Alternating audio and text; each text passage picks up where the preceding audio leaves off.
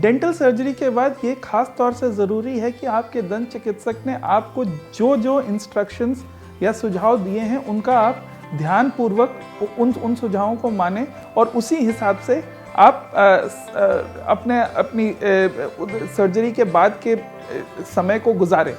इसमें सबसे ज़रूरी होता है कि कई बार पेशेंट्स को हम ये कहते हैं कि करीब 1 घंटे तक प्रोसीजर के बाद आपको बिल्कुल थूकना या कुल्ला करना नहीं है।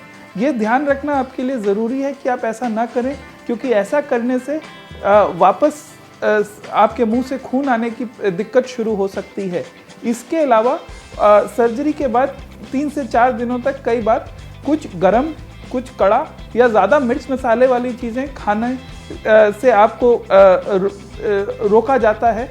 इन चीज़ों का ध्यान रखने से आपके घाव सूखने में मदद होती है और आपको इस दौरान तकलीफ़ भी कम होती है।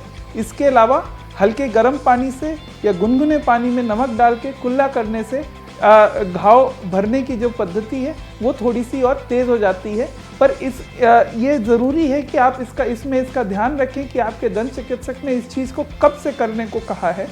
आम तौर पर हम पेशेंट्स को ये अगले दिन से गर्म पानी नमक या गुनगुने पानी में नमक डाल के कुल्ले करने का सुझाव देते हैं। इसके अलावा आप इसका ध्यान रखें कि उंगली या जीभ या किसी और चीज़ से आप उस हिस्से को बिल्कुल ना छेड़ें जहाँ पे सर्जरी या किसी तरह का ऑपरेशन किया गया है।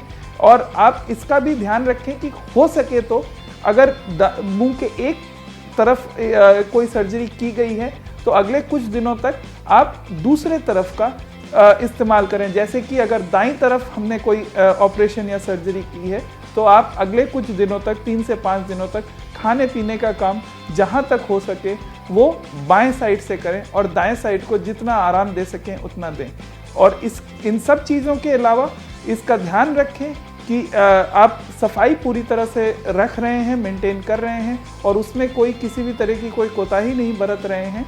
और जो दवाइयों का आपको प्रिस्क्रिप्शन लिखा गया है उनको नियमित रूप से और सही वक्त पे लेना ज़रूरी है।